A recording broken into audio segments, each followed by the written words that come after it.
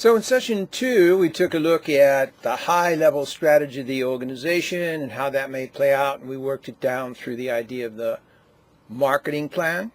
And now we're going to take a look in session 3 at where we get the information to develop the marketing plan.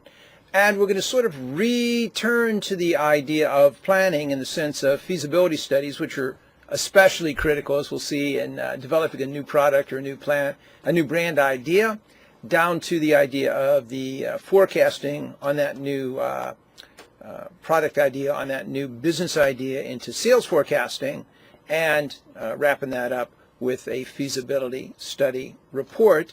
So, estimating the total market demand, the total unit volume or dollar amount that would be purchased by a defined group of customers under a defined geographic area during a defined time period.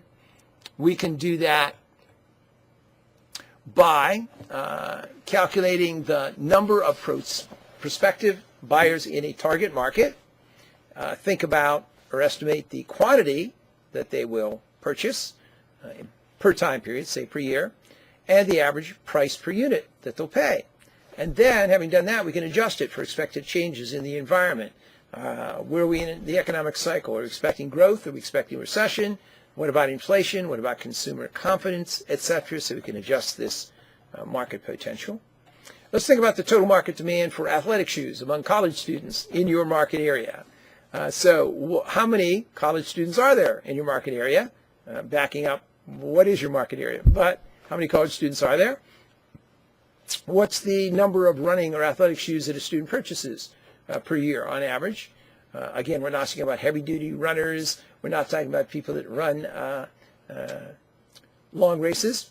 What's the average price of a pair of running athletic shoes in your area? So we get the total market demand as being the number of prospective buyers in the target market times the quantity purchased by an average buyer per year times the average price per unit. And so let's imagine that, I think I did a little research here, there are 152,000 college students in the Boston area. That serious runners buy 2 or 3 pairs of running shoes per year, yes, but most college students aren't very serious runners, so you assume on average students will buy a pair every other year, so in any year 50% of them will buy it. And you assume the average price a college student will pay for these running athletic shoes is $55. So the total market demand in that area is going to be 152,000 times 0.5 times 55, or $4,180,000. And so that would be the overall market potential. Your brand would only have a small share of this total market demand. How big would that share be? Would require some other analysis.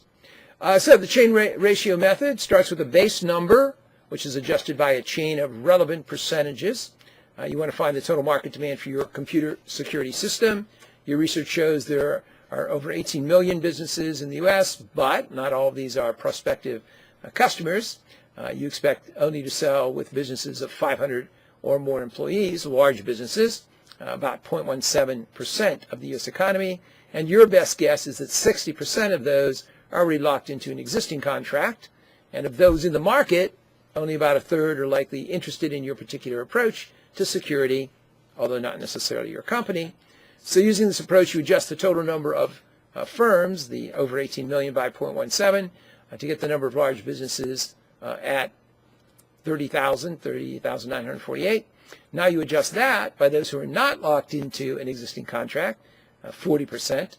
So we get about 12,379 businesses. Of those in the market, only about a third are likely interested in your particular product, so we take that factor into account.